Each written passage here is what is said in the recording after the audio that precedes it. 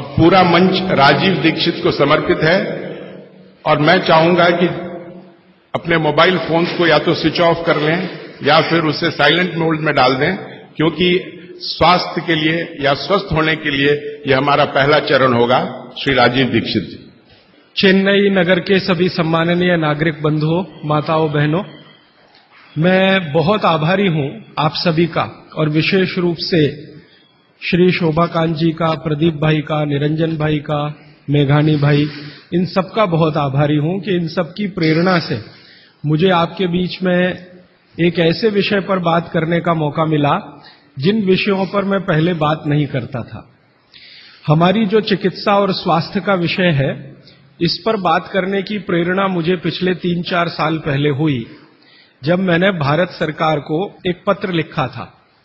मैंने भारत देश की सरकार के स्वास्थ्य मंत्री को एक पत्र लिखा था, ये जानने के लिए कि हमारे देश के लोगों की स्वास्थ्य की स्थिति क्या है। हमारे देश की सरकार हर 10-10 साल में एक जनसंख्या की गणना कराती है, जिसको सेंसस कहते हैं हमारे देश में। तो जब सेंसस होता है तब उस समय ये भी गणना की जाती है कि कितने लोग बीमार हैं, किनको क्या क्या बीमारी है और कितने लोग स्वस्थ हैं, कितने संपूर्ण स्वस्थ हैं, कितने आधे स्वस्थ हैं। तो मैंने आज से लगभग 4 साल पहले एक पत्र लिखा था स्वास्थ्य मंत्री को और उसमें एक ही प्रश्न पूछा था कि भारत के लोगों की स्वास्थ्य की स्थिति क्या है। तो हमारे देश के मंत्री महोदय के सचिव ने, सेक्रेटरी ने उत्तर दिया कि देश के लोगों की स्वास्थ्य की जो स्थिति है उसके लिए हम आपको पूरा डाटा भेज रहे हैं, आप उसका अध्ययन करके खुद अंदाजा लगा लीजिए। तो सरकार ने जो मुझको डाटा भेजा वो 1-2 पन्ने का नहीं था, वो काफी 600-700 पन्ने का मोटा सा एक पुलिंदा था। उसमें जो सेंसस की रिपोर्ट थी वो पूरी उन्होंने लिखी थी। वो पढ़कर मुझे बहुत परेशानी हो गई।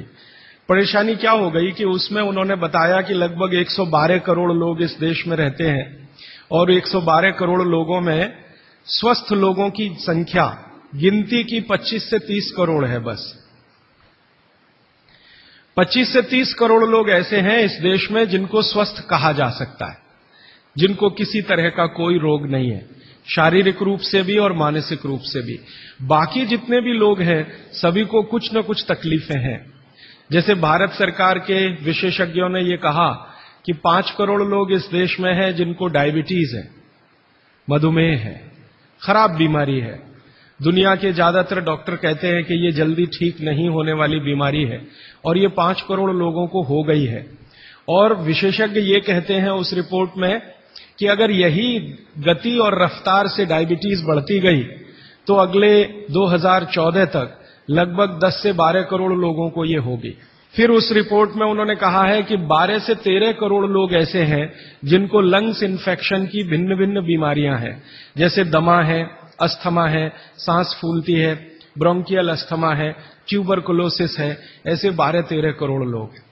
फिर वो विशेषज्ञों की रिपोर्ट कहती है कि भारत में लगभग 15-16 करोड़ लोग हैं जिनको घुटनों का दर्द, कमर का दर्द, कंधे का दर्द, हड्डियों का दर्द, जिसको आप संधिवात कहते हैं सरल भाषा में, ये हड्डियों के, जोड़ों के दर्द की बीमारियां हैं। फिर उसी रिपोर्ट में बताया गया है कि 9 से 10 करोड़ लोग हैं जिनको पेट का कुछ न कुछ तकलीफ है, जिनको पित्त की बीमारियों के द्वारा हम लोग अक्सर परिभाषित करते हैं। गैस बनना, एसिडिटी होना, अल्सर होना, पेप्टिक अल्सर होना, हाइपर एसिडिटी होना, वगैरह वगैरह। और ये सब मैं पढ़ता गया और एक जगह लिखा हुआ था रिपोर्ट में, बहुत परेशान करने वाली बात, कि 20 से 22 करोड़ लोग हैं जिनको आंखों की कुछ न कुछ बीमारी है। या तो कम दिखता है या बिल्कुल नहीं दिखता, रात में नहीं दिखता, दिन में दिखता है तो रंग का अंतर पता नहीं चलता। हम लोग अंग्रेजी में उनको नाइट ब्लाइंडनेस या कलर ब्लाइंडनेस या ग्लूकोमा जैसी बीमारियों से परिभाषित करते हैं। और ये पढ़ते पढ़ते मैं परेशान होता गया। अंत में रिपोर्ट के आखिरी हिस्से में सरकार की तरफ से ये बताया गया था कि ये सब बीमारियां तो हैं और सरकार इनके लिए क्या क्या प्रयास कर रही है। हर साल केंद्र सरकार का बजट है इन बीमारियों को ठीक करने के लिए, वो करीब 96,000 करोड़ रुपए का है, परोक्ष और प्रत्यक्ष दोनों मिलाकर, डायरेक्ट और इनडायरेक्ट। फिर राज्य सरकारों के अलग अलग बजट हैं, उन्होंने बताया कि जैसे तमिलनाडु की राज्य सरकार का बजट 35,000 करोड़ का है, आंध्र प्रदेश की सरकार का बजट 28,000 करोड़ का है। ऐसे अलग अलग राज्यों की सरकारों का बजट है। केंद्र सरकार का बजट और राज्य सरकार का बजट दोनों मिलाकर औसत मैंने निकाला तो लगभग 1.25 लाख करोड़ रुपए का खर्चा है सरकार की तरफ से।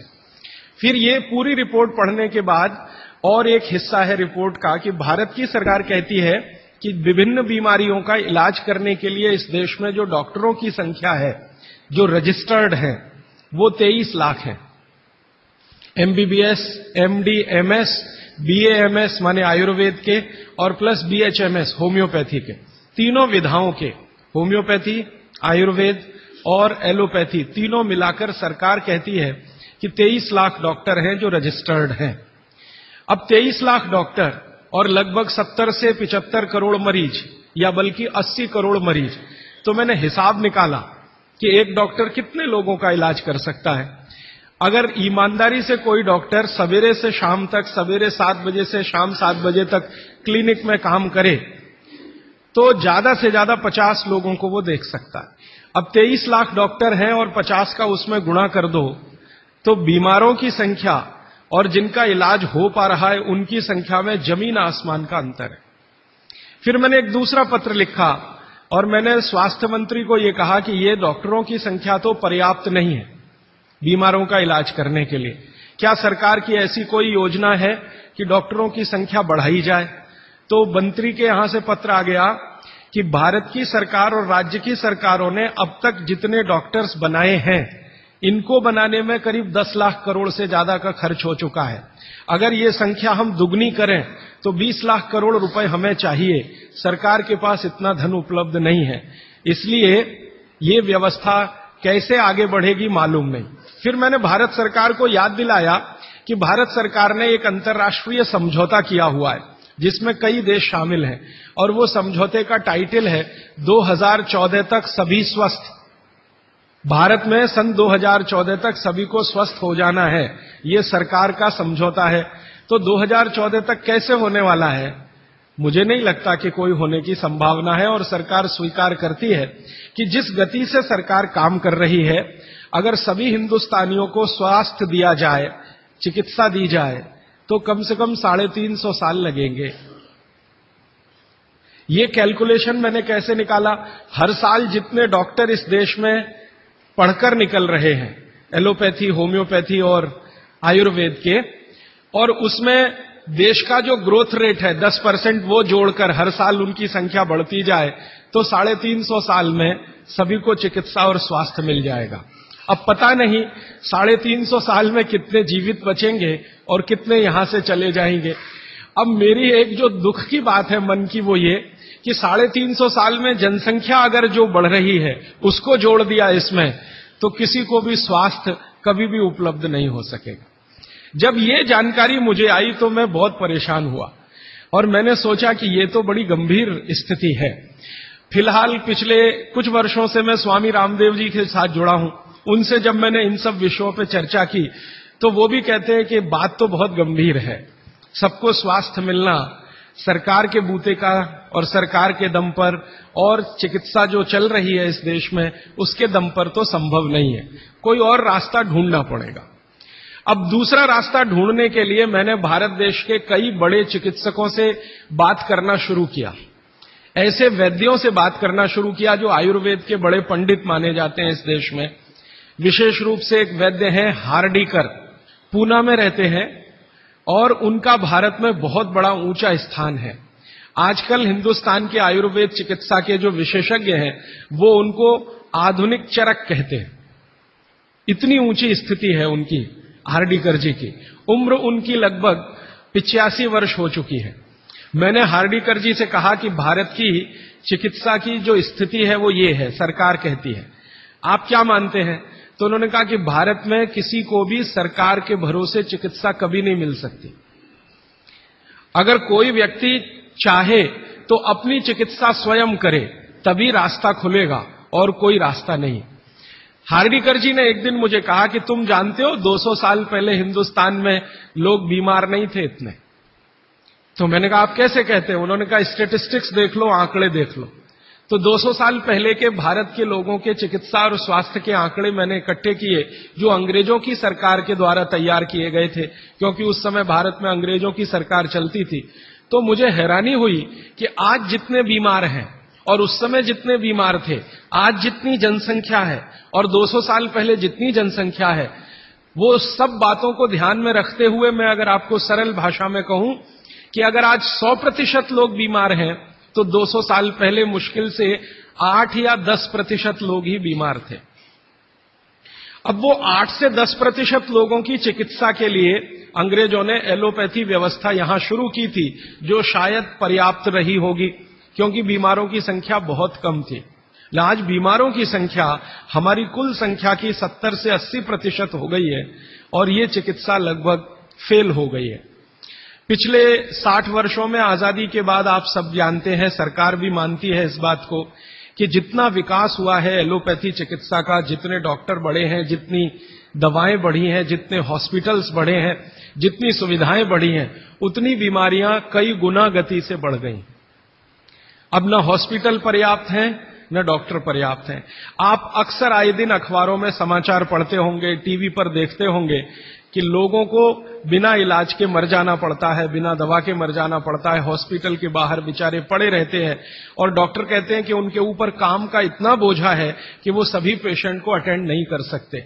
ये दोनों तरफ की बातें समझने के बाद मुझे वैद्य हार्डीकर जी की बात समझ में आई कि सब लोग अपनी चिकित्सा करने लगे हैं तो रास्ता खुलता है सभी के स्वस्थ होने का।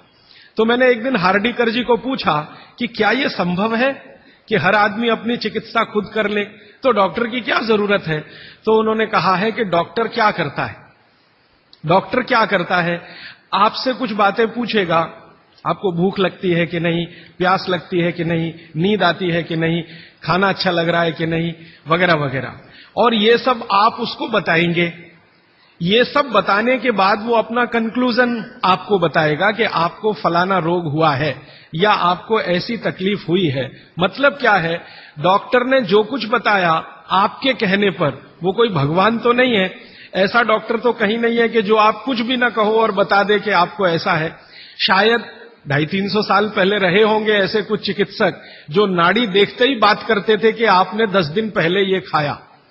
हार्डीकर जी ने मुझे बताया कि ऐसे वैद्य रहे हैं इस देश में जो 1 मिनट आपकी नाड़ी पकड़ लें तो बता देंगे कि कल क्या खाया, 2 दिन पहले क्या खाया, 4 दिन पहले क्या खाया, 10 दिन पहले क्या खाया।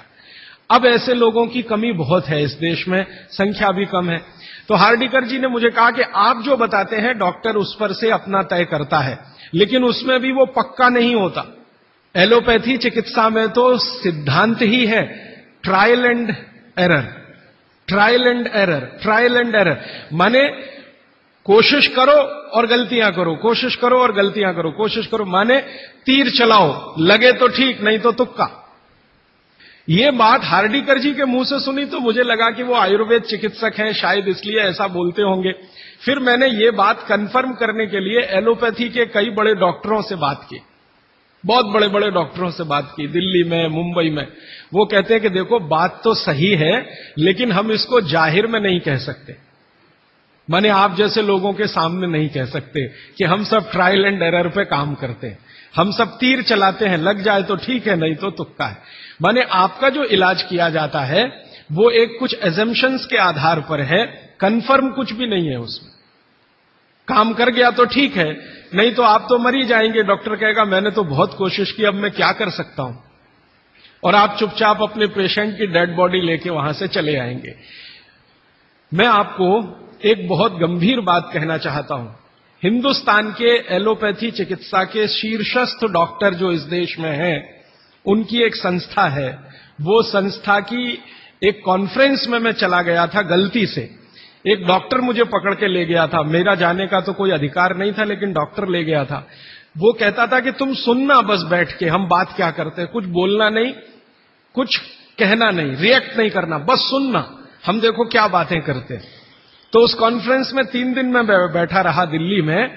जो बातें होती हैं वो आपको सुना दी जाएं तो आप किसी भी एलोपैथी चिकित्सक के पास नहीं जाएंगे।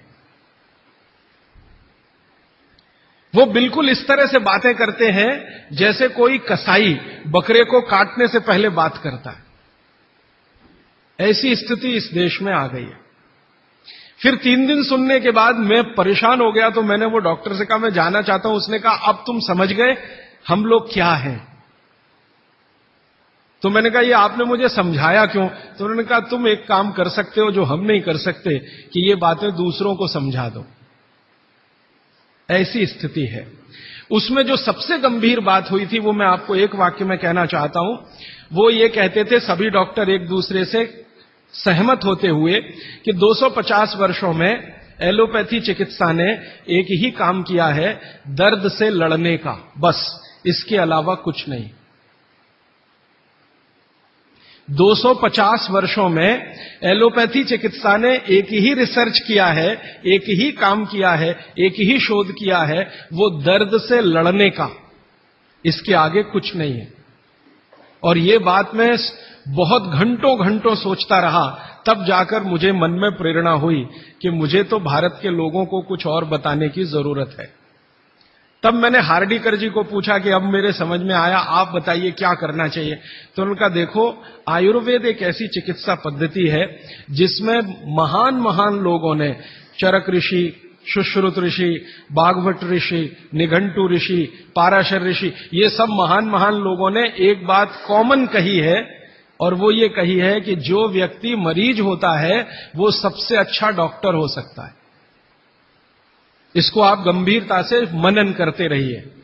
ये बात चरक ने भी कही है, सुश्रुत ने भी कही है, बागभट्ट ने कही है, निघंटु ने कही है, पाराशर ने कही है, कि जो रोगी होता है वो सबसे अच्छा डॉक्टर हो सकता है, क्योंकि उसको अपने दुख और तकलीफ का जितनी गहराई से महसूस हो सकता है वो किसी भी डॉक्टर को नहीं होता। जो अपने दुख तकलीफ को गहराई से महसूस कर सकता है वो चिकित्सा भी कर सकता है, बस उसको कुछ ज्ञान की जरूरत है। और कुछ ज्ञान, ज्यादा नहीं, थोड़ा सा ज्ञान अगर उसके जीवन में है तो वो कहते हैं कि वो हर तरह की बीमारी से लड़ सकता है और दूसरों को मदद कर सकता है। उनके इस वाक्य से मुझे बहुत प्रेरणा हुई कि जो रोगी है वो सबसे अच्छा चिकित्सक हो सकता है। और आयुर्वेद के जितने बड़े पंडित हैं वो भी मानते हैं इस बात को। वो ये कहते हैं कि आयुर्वेद का 85% हिस्सा, ये बात मैं आप सबको बहुत विनम्रता पूर्वक लेकिन गंभीरता से कह रहा हूं, इसको आप कभी भूलिएगा मत। आपके जीवन के स्वास्थ्य और चिकित्सा का 85% हिस्सा इतना सरल और आसान है कि आप स्वयं उसे कर सकते हैं। मात्र 15% हिस्सा ऐसा है जिसमें आपको किसी विशेषज्ञ की मदद की जरूरत पड़ सकती है। मात्र 15%। अगर परसेंटेज में बात किया जाए तो आप जानते हैं 33% पर आदमी पास हो जाता है, और उसके ऊपर सेकंड डिवीजन, थर्ड डिवीजन, और 60 पे तो फर्स्ट डिवीजन होती है, 75% पे तो डिस्टिंक्शन आ जाती है। मैं 85% की बात कर रहा हूं। 85%, 85% चिकित्सा और स्वास्थ्य का हिस्सा ऐसा है जो आप स्वयं अपने जीवन में कर सकते हैं बिना किसी विशेषज्ञ की मदद के। बस 15% हिस्सा है जिसमें किसी विशेषज्ञ की जरूरत है।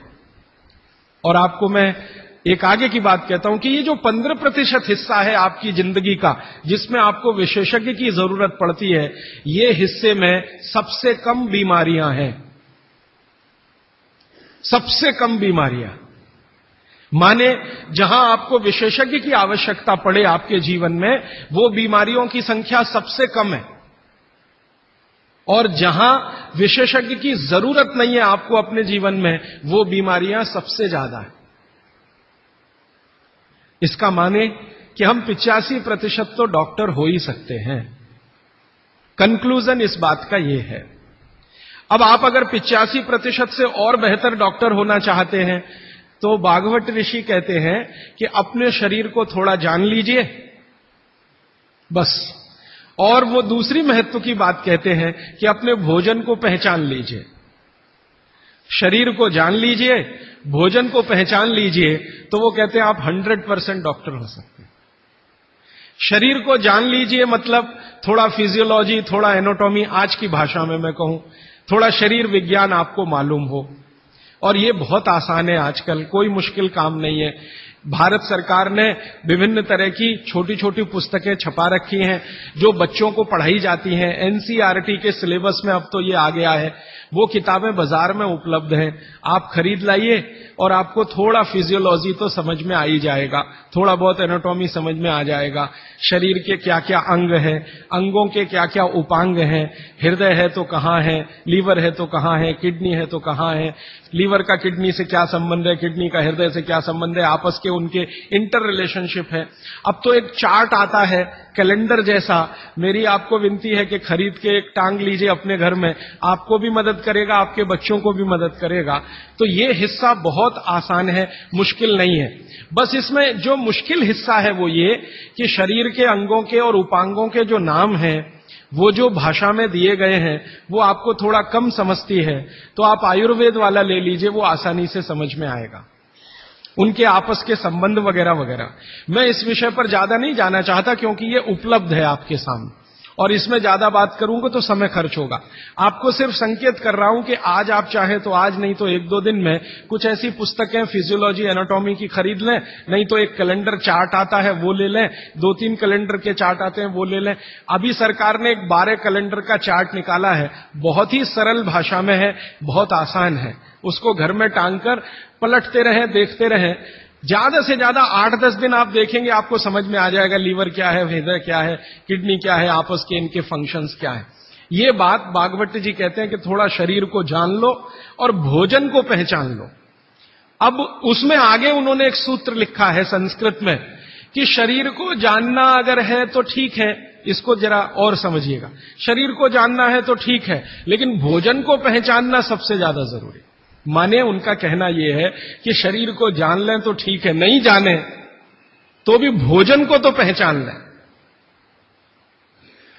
और भागवत जी ने पूरी विनम्रता से, पूरी गंभीरता से एक बात लिखी है कि जिसने भोजन को पहचान लिया उसको जिंदगी में कभी भी किसी चिकित्सक की जरूरत तो नहीं पड़ेगी। अब भोजन को पहचान लिया माने रसोई घर को पहचान लिया, सीधी सी बात है।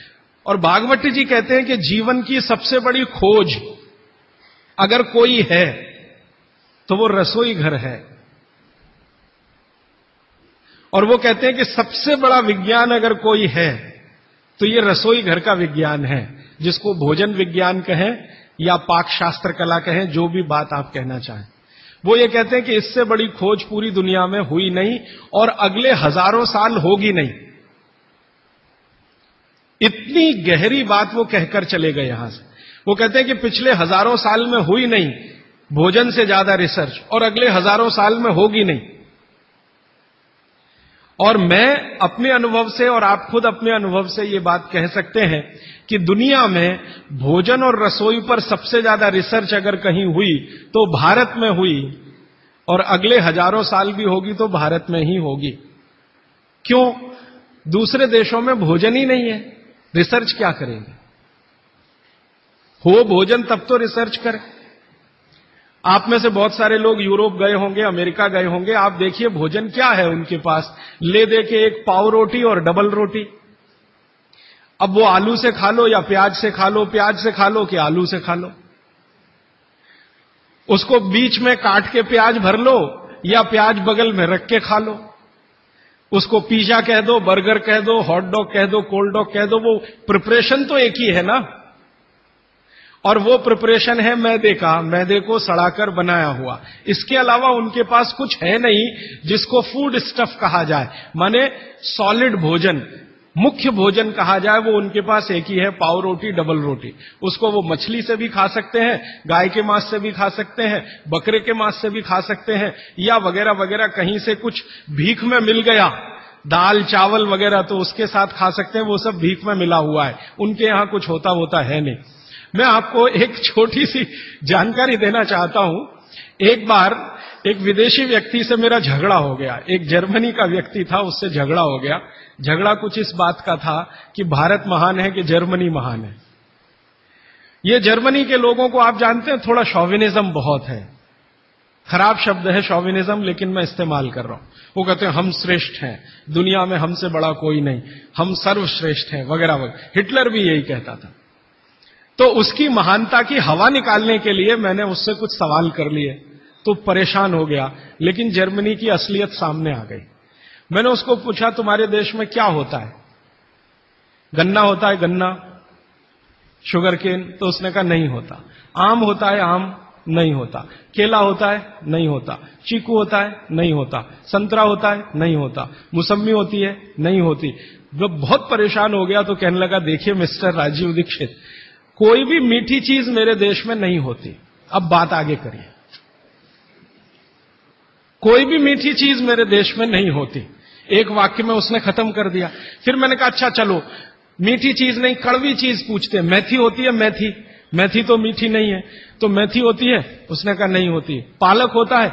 नहीं होता। चुकंदर होता है? नहीं होता।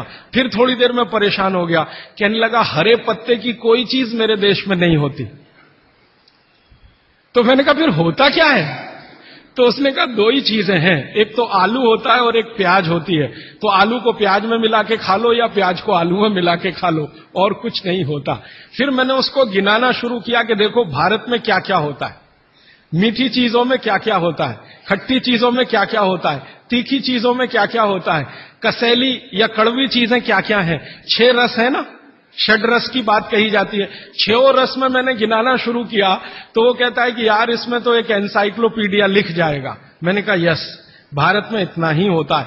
और मैंने उसको जब ये कहा कि ये हर गांव में होता है, तब तो वो बहुत परेशान हो गया। मैंने कहा हर गांव में होता है, 7,32,000 गांव हैं, हर गांव में ये सब होता है। माने किसी गांव को दूसरे पर निर्भर रहने की जरूरत नहीं है, नमक को छोड़कर। तब उसने कहा कि सच में इंडिया इज ग्रेट। ये ग्रेटनेस है अपने देश की। हमको अगर ये समझ में आती है तो भागवत जी की बातें हमको बहुत अच्छे से समझ में आएंगी। मैं भागवत जी के बारे में 1-2 जानकारी और देकर विषय पर आना चाहता हूं, ये भूमिका के रूप में कह रहा हूं। भागवत जी भारत देश के उन महान ऋषियों में गिने जाते हैं जिन्होंने चरक से भी ज्यादा काम किया। ये बात को बहुत ध्यान से आप सुनिएगा, लेकिन मैं विनम्रता पूर्वक कह रहा हूं। अब तक हमने बार बार चरक का नाम सुना है, चरक चरक चरक। भागवत जी चरक के शिष्य थे और चरक ने जितने साल काम किया उससे 1.5 गुना ज्यादा काम भागवत जी का है। चरक जी के जाने के बाद चरक ने जो सूत्र लिखे हैं, जो उनकी खोज है, रिसर्च है, चरक संहिता जो पूरा का पूरा शास्त्र है, उसके एक एक सूत्र को प्रमाणित करने का काम भागवत जी ने किया। प्रमाणित करने का मतलब ऑब्जर्वेशन करना, फिर जैसा रिजल्ट है वैसा ही प्राप्त करना। जैसे चरक ऋषि ने कहा ये खाने से ये होता है, मान लो उन्होंने एक स्टेटमेंट कर दिया कि ये वस्तु खाने से ये होता है। भागवत जी ने उसको प्रमाणित करने में 25 साल लगा दिए, 20 साल लगा दिए, 30 साल लगा दिए, और जब तक देख नहीं लिया तब तक उसको लोगों को कहने लायक नहीं माना। हमारे आयुर्वेद चिकित्सा शास्त्र के जो विशेषज्ञ हैं वो ये मानते हैं कि चरक जो थे महापंडित थे, बहुत ऊंचे स्थान के व्यक्ति थे, लेकिन भागवत जी थे वो साधारण आदमियों के चिकित्सक थे। इसका मतलब क्या है? इसका मतलब यह है कि चरक ने जो बातें बहुत गहराई से और गूढ़ शब्दों में कही हैं, भागवत जी ने उनको बहुत सरल करके साधारण लोगों की समझ में आए वैसा प्रस्तुतिकरण कर दिया है। भागवत जी की ये 2 पुस्तकें अष्टांग हृदयम और अष्टांग संग्रहम पढ़ने के बाद मुझे लगा कि मैंने चरक को पढ़ लिया, सुश्रुत को पढ़ लिया, निघंटु को पढ़ लिया, सबको पढ़ लिया, क्योंकि उन्होंने सबका निचोड़ डाल दिया उसमें।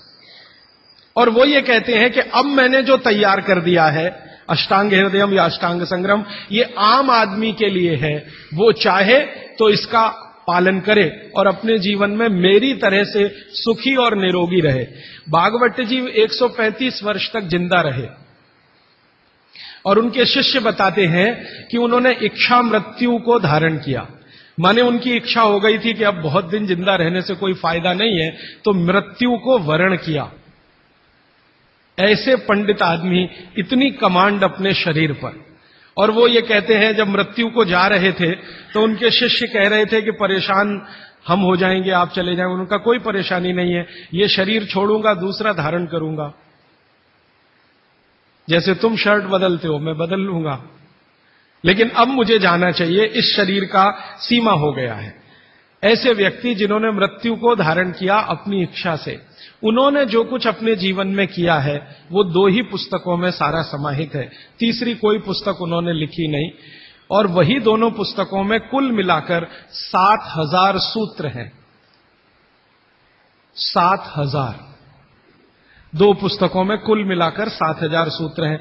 सभी सूत्र संस्कृत में हैं, ये तो आप जानते ही हैं, क्योंकि उस जमाने में हिंदी थी नहीं, तमिल थी नहीं, तेलुगु थी नहीं, ज्यादा से ज्यादा संस्कृत ही थी या प्राकृत थी। तो संस्कृत में उन्होंने सब कुछ लिखकर छोड़ दिया। वही सूत्र मैं पिछले कई वर्षों से पढ़ता रहा, 4-5 वर्षों से तो बहुत ज्यादा पढ़ रहा हूं। जब से मुझे मन में ये बात आई, पढ़ता रहा। और हमारा जो अभियान है, जो पूरे देश में हम चलाते हैं स्वदेशी के लिए, उससे ये बहुत गहराई से जुड़ा है। क्योंकि हमारे अभियान में अब तक हम ये बात करते थे ना कि घर में पेप्सी कोला, कोका कोला मत लाओ क्योंकि विदेशी पेय है। फिर मैं ये भी कहता था ये पीने लायक नहीं है, टॉयलेट क्लीनर है। बहुत साल पहले मैं बोल के गया था चेन्नई में। अब सरकार ने भी मान लिया है कि टॉयलेट क्लीनर है, और वैज्ञानिकों ने सिद्ध कर दिया है कि टॉयलेट क्लीनर है। तो ये बातें हम स्वदेशी अभियान में जोड़कर चलते थे। जब मुझे पता चला कि इसी स्वदेशी अभियान का एक बड़ा हिस्सा है, पेप्सी कोका कोला भारत से धन लूटकर अमेरिका ले जा रहा है, ऐसे एलोपैथी चिकित्सा की दवाएं बनाकर कंपनियां उससे भी ज्यादा लूट कर ले जा रही। एक अमेरिकन कंपनी है, उसका नाम है प्रॉक्टर एंड गैम्बल। उसकी बैलेंस शीट मैंने देखी तो उनका मुनाफे का प्रतिशत 20,000 है, माने 20,000% प्रॉफिट कमा रहे हैं वो भारत में। पेप्सी कोका कोला तो 1000% पे काम कर रहे हैं, प्रॉक्टर एंड गैम्बल 20,000% पे काम कर रहे हैं। एक अमेरिकन कंपनी है एली लिली, उनका प्रॉफिट परसेंटेज 35,000 है, 35,000% मुनाफा कमा रहे हैं वो भारत में। तो ध्यान में आया कि विदेशी कंपनियां पेप्सी कोका कोला बेचकर जितना धन कमा रही हैं, उससे कई गुना ज्यादा एलोपैथी की दवाएं बेचकर कमा रही हैं। और उस धन को कमाने में भारत के चिकित्सक उनकी थोड़ी मदद कर रहे हैं, क्योंकि वो उन्हीं दवाओं का प्रिस्क्रिप्शन लिख रहे हैं जो ये कंपनियां बेच रही हैं। मैंने बहुत सारे चिकित्सकों से ये पूछने का लगातार प्रयास किया है कि आप इसी कंपनी की दवाएं क्यों लिखते हैं। मान लो एक चिकित्सक है, बहुत पैसे वाला है, प्रॉक्टर एंड गैम्बल की ही दवाएं लिखता है। बंबई में मैंने ये ज्यादा काम किया। और एक है वो एली लिली की ही लिखता है, एक है सेंडोज की ही लिखता है, एक सीबागाइगी की ही लिखता है। तो पता चला कि उनका कमीशन फिक्स है। ये खराब शब्द बोलने के लिए आप मुझे माफ करेंगे, डॉक्टरों का कंपनियों से कमीशन फिक्स है। माने कमीशन जो कंपनी ज्यादा देगी वो उसका प्रिस्क्रिप्शन लिखेंगे। इसका मतलब यह है कि उनको आपकी चिकित्सा से कोई लेना देना नहीं है, उनको अपने कमीशन की चिंता है। और वो कमीशन खाकर ऐसी दवाएं भी लिखेंगे आपको जो जरूरत नहीं है, गैर जरूरी है। अक्सर आपने देखा है कि एक साथ कोई डॉक्टर का प्रिस्क्रिप्शन है, 18-20 गोलियां लिखी हुई हैं, 4 सुबह 4 दोपहर 4 शाम 4 रात गोलियां ऐसे खिलाते हैं जैसे सब्जियां खाएं हम। और वो तो कहते हैं कि सब्जी वब्जी खाओ ही मत, गोलियां ही खाते रहो। हाँ, विटामिन बी के लिए भी गोली खा लो, विटामिन सी के लिए भी गोली खा लो, विटामिन ए के लिए भी गोली खा लो, और गोली से भी ज्यादा इंजेक्शन लगवा लो। और अब तो उन्होंने पता नहीं क्या क्या सब बना दिया। माने जो प्रकृति हमें दे रही है उसके चक्कर में न फंस के ये गोलियों के चक्कर में फंसो, ताकि कंपनी का माल बिके, ताकि उनका भी कमीशन बढ़े। ये पूरे देश में चल रहा है, कहीं ज्यादा कहीं कम। मैं आपको विनम्रतापूर्वक ये कहने आया कि जिस चिकित्सक को भगवान मानकर आप उसके पास जाते हैं, पैसे भी देते हैं, फीस भी देते हैं, लेकिन वो दवा आपको देता है कमीशन के आधार पर कि ज्यादा कमीशन है तो ये दवा लिखनी है, नहीं तो नहीं लिखनी। और भारत की सरकार बिल्कुल भी फेल हो चुकी है इस कमीशन खोरी को रोकने में। और मेडिकल काउंसिल ऑफ इंडिया के पास ऐसा कोई कार्यक्रम नहीं है कि डॉक्टरों की कमीशन खोरी पर वो कंट्रोल कर सके। जो शपथ लेकर डॉक्टर निकल रहे हैं उसके ठीक उल्टे काम वो अपने जीवन में कर रहे हैं। एक शपथ उनको दिलाई जाती है, वो शपथ लेकर निकलते हैं, उसमें बड़ी बड़ी बातें हैं, लेकिन जीवन ठीक उसका उल्टा है। तो ये सब बातों को ध्यान में रखकर मुझे ऐसा लगा कि भागवत जी की बात जो वो कहते हैं कि 85% जो जीवन की चिकित्सा है वो हर व्यक्ति स्वयं कर सकता है, 15% के हिस्से में विशेषज्ञ की जरूरत है। तो मुझे लगा कि जो 85% है वो तो जानो, और वो जानने के लिए 5-6 साल जो काम किया मैंने, उसमें से कुछ सूत्र मैंने निकाले। भागवत जी के 7000 सूत्र हैं। सभी सूत्रों पे बात करूं तो कम से कम तो महीना सवा महीना लगता है, वो भी रोज 3 घंटे बात करूं तो मैंने कहा और सोचा कि इतना समय किसी के पास भी नहीं है और शायद मेरे पास भी नहीं है, तो इनमें से कुछ सूत्र हैं जो बहुत जरूरी लगते हैं, वो निकालो। तो भारत में जैसे मैंने हार्डीकर जी का नाम लिया, उनकी मैंने मदद ली इसमें, और हार्डीकर जी के बराबर के कई ऐसे वैद्य हैं, उनकी मदद मैंने ली। और मैंने कहा कि आप मुझे बताओ ये सूत्र, ये सूत्र, ये सूत्र, ये सूत्र बहुत ही जरूरी है, बिना इसके आदमी का जीवन ही नहीं चलेगा, ये पहले मुझे बता दो। तो उन्होंने बताना शुरू किया, तो वो 7000 से घट के 3000 तक आए। फिर मैंने कहा ये 3000 में मुझे बताओ, तो 3000 से 1000 पर आए, फिर 500 पर आए, फिर 500 से 50 पर आ गए।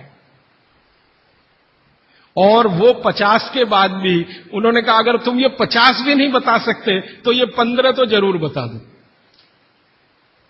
तो मैं तो आपको 50 तो कम से कम बताने ही वाला हूं, क्योंकि अगले 5-6 दिन मेरे पास समय है।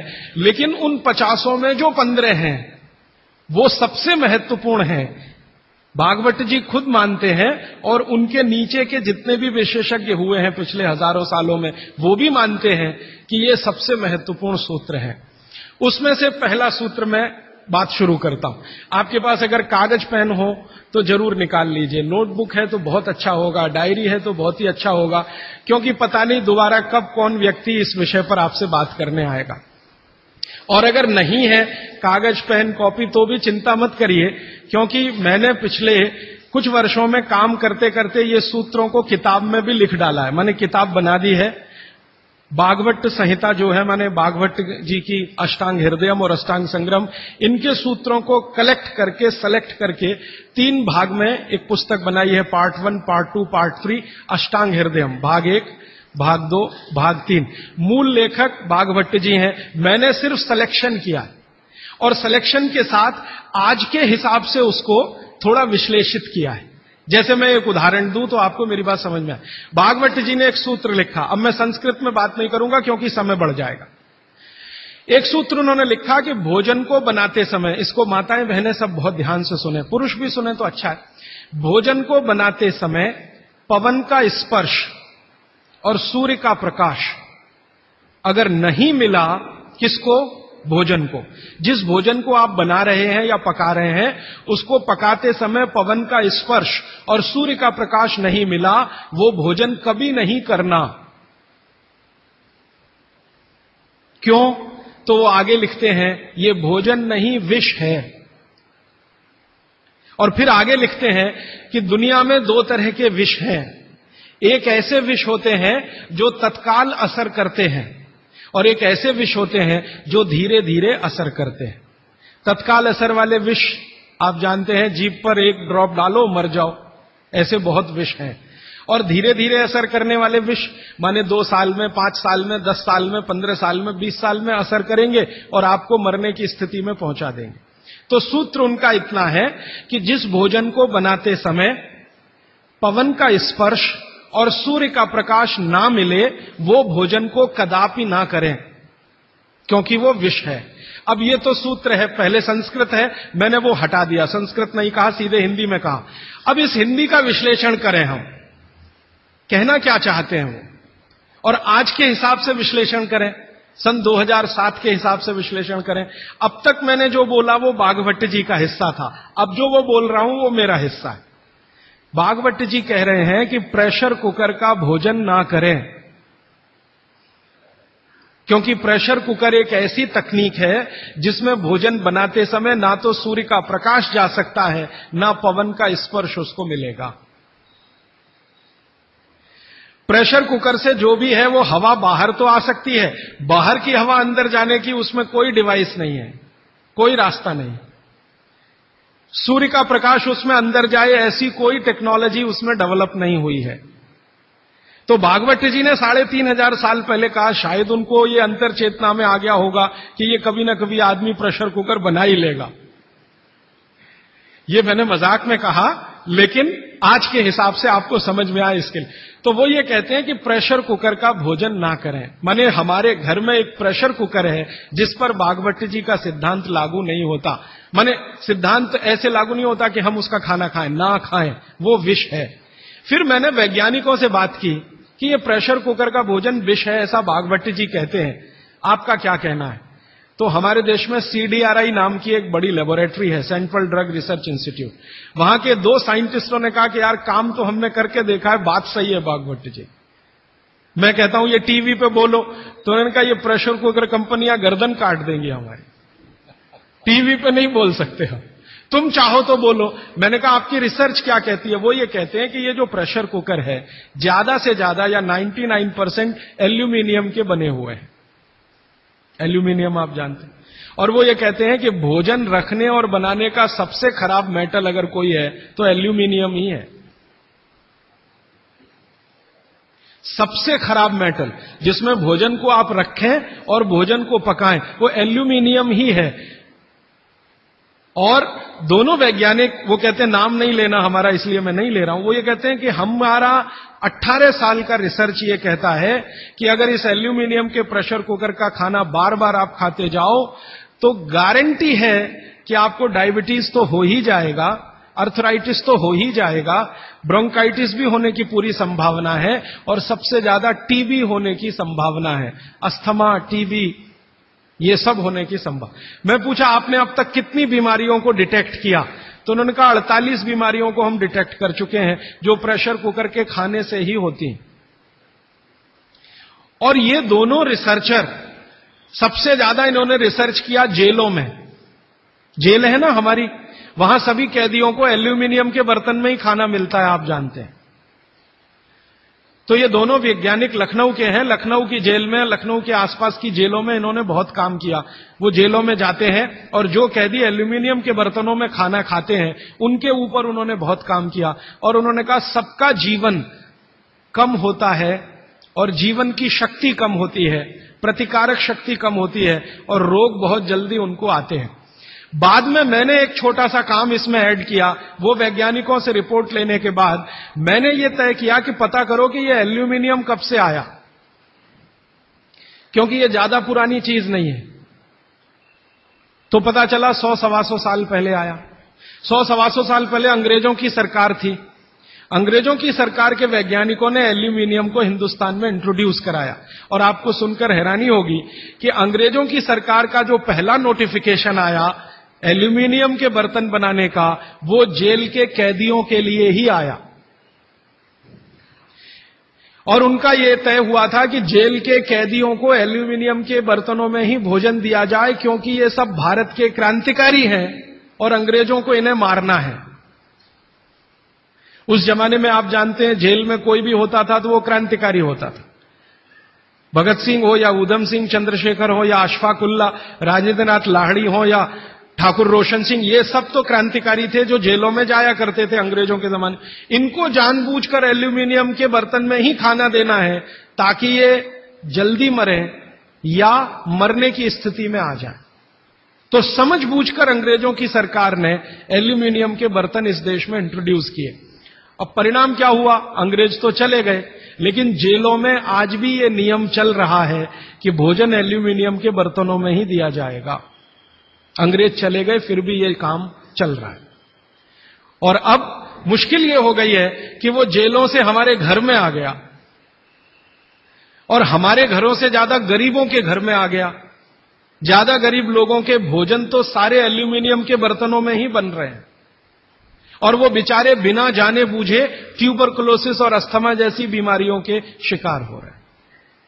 तो भागवत जी का सूत्र तो बहुत सरल है, सिंपल है कि जो भोजन को बनाते समय सूर्य का प्रकाश या पवन का स्पर्श ना मिले वो भोजन कभी नहीं करना। मैंने उदाहरण के लिए आपको समझा दिया कि प्रेशर कुकर का भोजन नहीं करना क्योंकि ये जहर है।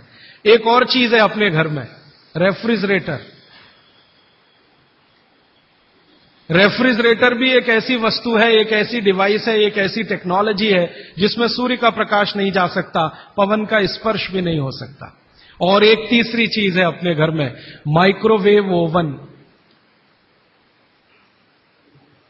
इसमें भी सूर्य का प्रकाश नहीं जा सकता, पवन का स्पर्श नहीं हो सकता। मतलब सीधा सा ये है कि आधुनिक तकनीकी से बनी हुई चीजें जो हमारे घरों में आई हैं पिछले 15-20 वर्षों में, भागवत जी के अनुसार इनमें रखा हुआ पकाया हुआ भोजन विष है, तो ना करें।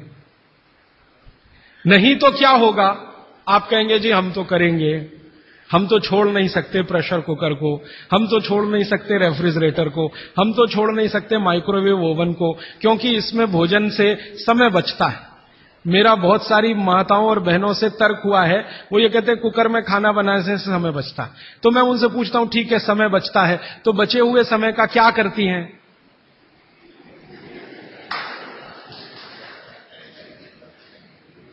तो ज्यादातर माताओं बहनों का उत्तर है सास भी कभी बहू देखते हैं। इधर प्रेशर कुकर में खाना बना के समय बचा, फिर हमने टीवी के सामने वो समय इन्वेस्ट कर दिया, तो नेट रिजल्ट क्या? और फिर मैं जब उनको समझाता हूं कि ये जो आपने आधा घंटा या 1 घंटा समय बचाया भोजन पकाने में, ये आपका घंटों घंटों हॉस्पिटल में खराब कराएगा। तब 2 घंटे रोज के हिसाब से मान लो बचा लिया, और साल भर में आपने 700-800 घंटे बचा लिए, कल्पना करो। फिर एक दिन हॉस्पिटल में भर्ती हो गए और 2-4 महीने वहां निकल गया, नेट रिजल्ट क्या? वही 0 का 0। तो ये एक सूत्र है जिस पर मैं आपसे बात कर रहा हूं कि भोजन को बनाते समय, पकाते समय कोई ऐसी वस्तु जहां सूर्य का प्रकाश ना जाता हो, पवन का स्पर्श ना होता हो, वो ना करें। अब इसमें विश्लेषण की जरूरत है। भागवत जी तो लिख के चले गए, अब ये क्यों का जवाब हमें ढूंढना है, और इसमें जरूरत हो तो आधुनिक विज्ञान की मदद भी लेनी है। मॉडर्न साइंस ने कुछ लॉजिक डेवलप किए हैं, कुछ ऑब्जर्वेशंस उन्होंने दिए हैं, तो उनकी मदद से ये क्यों ना करें, क्या कारण है, यहां से अब बात मैं शुरू करता हूं। आधुनिक विज्ञान क्या कहता है प्रेशर कुकर के बारे में, ये जाने। प्रेशर कुकर एक ऐसी टेक्नोलॉजी है जो खाने को जल्दी पकाती है, ये है सीधा सा मतलब। अब खाने को जल्दी पकाने के लिए ये प्रेशर कुकर क्या करता है, जो भोजन आपने उसमें अंदर रखा है पकने के लिए उस पर, और जो पानी डाला है आपने भोजन पकाने के लिए उस पर अतिरिक्त दबाव डालता है। ये है प्रेशर। प्रेशर माने दबाव। तो अतिरिक्त दबाव डालने की टेक्नोलॉजी है प्रेशर कुकर। और ये अतिरिक्त दबाव कहां से आता है? प्रेशर कुकर में आपने दाल डाली, ऊपर से पानी डाला, थोड़ा हल्दी मसाले डालकर बंद करके रख दिया। अब उसमें एक सीटी लगा दी। वो सीटी लगाई, यही सबसे खतरनाक चीज है पूरे प्रेशर कुकर की। सीटी ना लगाएं तो आपका प्रेशर कुकर आपके लिए अच्छा है। सीटी लगाते ही क्या करता है, पानी गर्म होगा। आप जानते हैं पानी गर्म होने से वाष्पीकरण शुरू होता है, वेपराइजेशन शुरू होता है। तो पानी की वाष्प प्रेशर कुकर में चारों तरफ इकट्ठी हुई, वो वाष्प जो है ना वो दबाव डालती है। किस पर?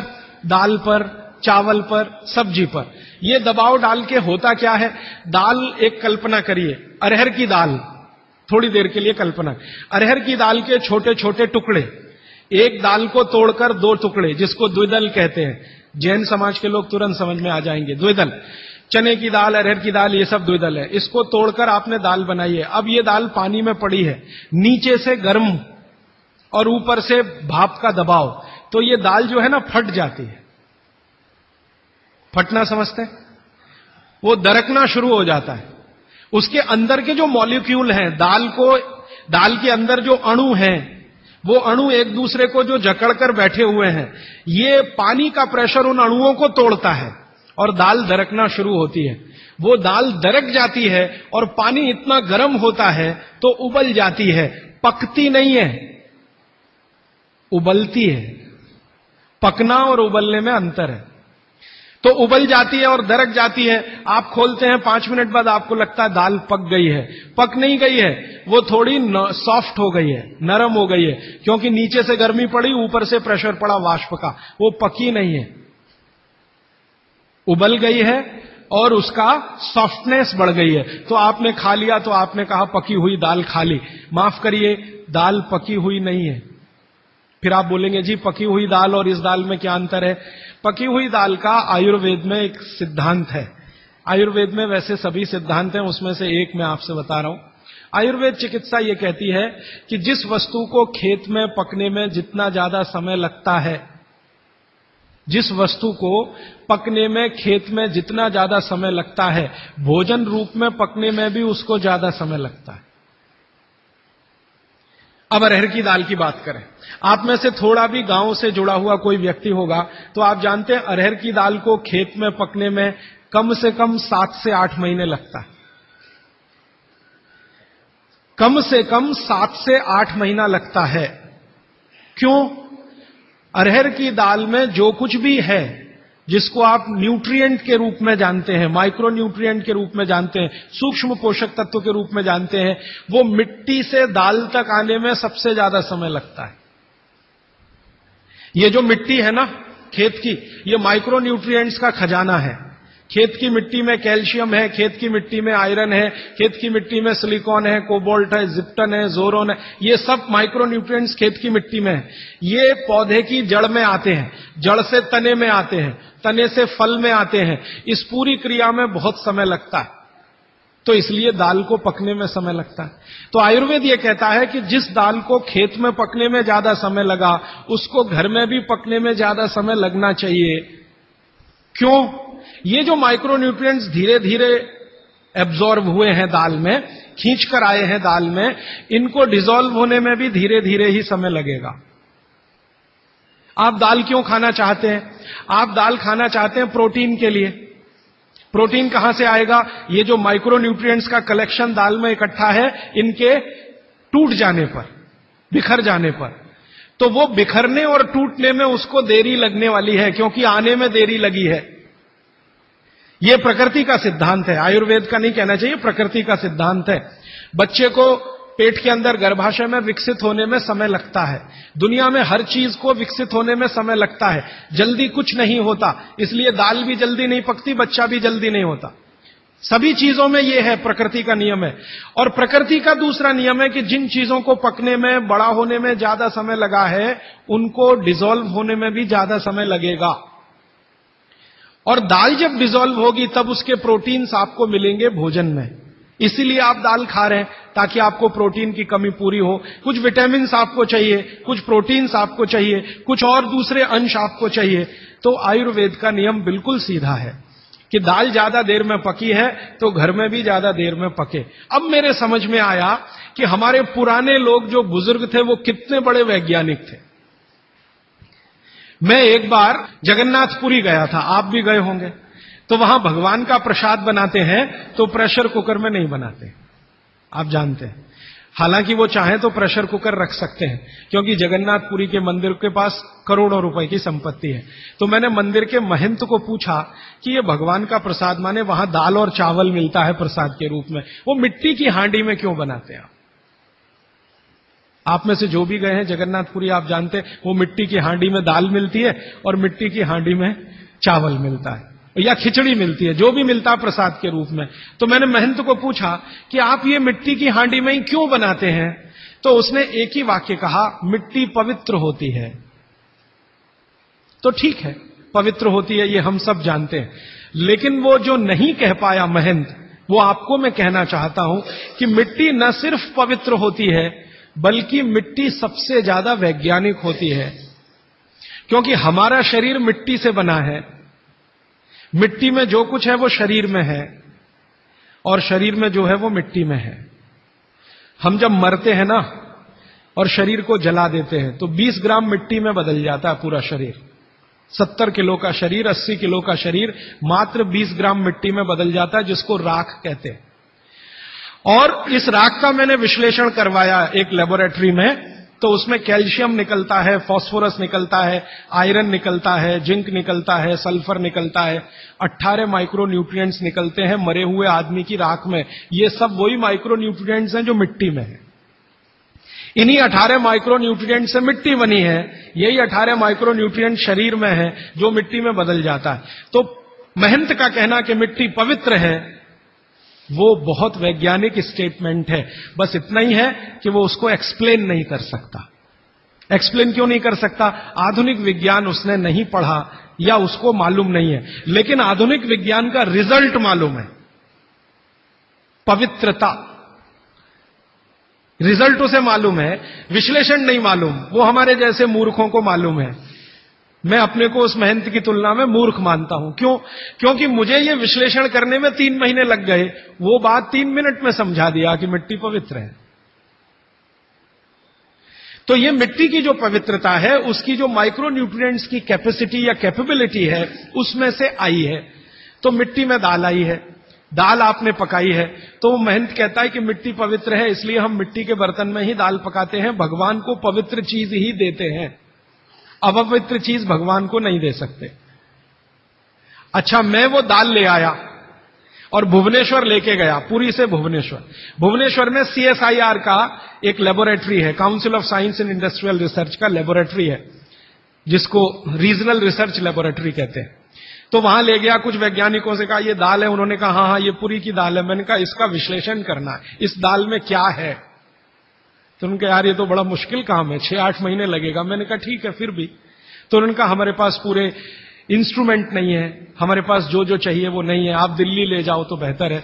तो मैंने कहा दिल्ली ले गया तो खराब तो नहीं होगी? उन्होंने कहा नहीं होगी, क्योंकि ये मिट्टी में बनी है। तो पहली बार मुझे समझ में आया मिट्टी में बनी है तो खराब नहीं होगी। तो मैं ले गया दिल्ली तक, सच में ले गया। और भुवनेश्वर से दिल्ली पहुंचने में आप जानते हैं करीब करीब 36 घंटे से ज्यादा लगता है। दिल्ली में दिया, कुछ वैज्ञानिकों ने उस पर काम किया और उनका जो रिजल्ट है, जो रिसर्च है, जो रिपोर्ट है, वो ये है कि इस दाल में एक भी माइक्रो न्यूट्रिएंट कम नहीं हुआ पकाने के बाद भी। इस दाल में एक भी माइक्रो न्यूट्रिएंट कम नहीं हुआ पकाने के बाद भी। फिर मैंने उन्हीं वैज्ञानिकों को कहा कि भैया प्रेशर कुकर की दाल का भी जरा देख लो। तो उन्होंने कहा ठीक है, वो भी देख लेते हैं। तो प्रेशर कुकर की दाल को जब उन्होंने रिसर्च करके देखा तो उन्होंने कहा इसमें माइक्रो न्यूट्रिएंट्स बहुत ही कम हैं। मैं पूछा परसेंटेज वाइज बता दो। तो उन्होंने कहा अगर अरहर की दाल को मिट्टी की हांडी में पकाओ और 100% माइक्रो न्यूट्रिएंट्स हैं, तो कुकर में पकाने में 13% ही बचते हैं, 87% नष्ट हो गए। मैं पूछा कैसे नष्ट हुए? तो उन्होंने कहा ये जो प्रेशर पड़ा है ऊपर से और इसने दाल को पकने नहीं दिया, तोड़ दिया, मॉलिक्यूल्स टूट गए हैं, तो दाल तो बिखर गई है, पकी नहीं है, बिखर गई है, सॉफ्ट हो गई है। तो खाने में हमको ऐसा लग रहा है कि ये पका हुआ खा रहे हैं, लेकिन वास्तव में वो नहीं है। पके हुए से मतलब ये होता है कि जो माइक्रो न्यूट्रिएंट्स आपको कच्चे रूप में शरीर को उपयोग नहीं आते, उनको आप उपयोगी बना लें, इसको पका हुआ कहते हैं आयुर्वेद में। जो सूक्ष्म पोषक तत्व कच्ची अरहर की दाल खाने में शरीर को उपयोगी नहीं आएंगे, वो उपयोगी आने लायक बनाए, उसको पका हुआ कहा जाता है या कहेंगे। तो उन्होंने कहा कि ये मिट्टी की हांडी की दाल बहुत बहुत क्वालिटी में ऊंची है, बशर्ते कि आपके प्रेशर कुकर की। और दूसरी बात तो आप सभी जानते हैं, वो मुझे सिर्फ रिपीट करनी है कि मिट्टी की हांडी की बनाई हुई दाल को खा लीजिए तो जो उसका स्वाद है वो जिंदगी भर नहीं भूलेंगे आप। इसका मतलब क्या है? भारत में चिकित्सा का और शास्त्र पाक कला का ऐसा विज्ञान विकसित हुआ है जहां क्वालिटी भी मेंटेन रहेगी और स्वाद भी मेंटेन रहेगा। तो मिट्टी की हांडी में बनाई हुई दाल को खाएं तो स्वाद बहुत अच्छा है और शरीर की पोषकता उसकी इतनी जबरदस्त है कि दाल का सही खाने का मतलब उसमें है। तब मैंने गांव-गांव घूमता रहता हूं तो पूछना शुरू किया, तो बोलते हैं लोग कि ज्यादा नहीं, 30-40 साल पहले सब घर में मिट्टी की हांडी की दाल थी। मेरी दादी को पूछा तो दादी कहती है कि हम तो जिंदगी भर मिट्टी की दाल ही खाते रहे। तब मेरे समझ में आया कि मेरी दादी को डायबिटीज क्यों नहीं हुआ। तब मुझे समझ में आया उसको घुटने का दर्द क्यों नहीं हुआ। तब मुझे समझ में आया उसके 3200 दांत मरने के दिन तक सुरक्षित थे, क्योंकि हमने उसका अंतिम संस्कार किया। अगले दिन जब राखी लेने गए तो सारे दांत उसके 32 के 32 निकले।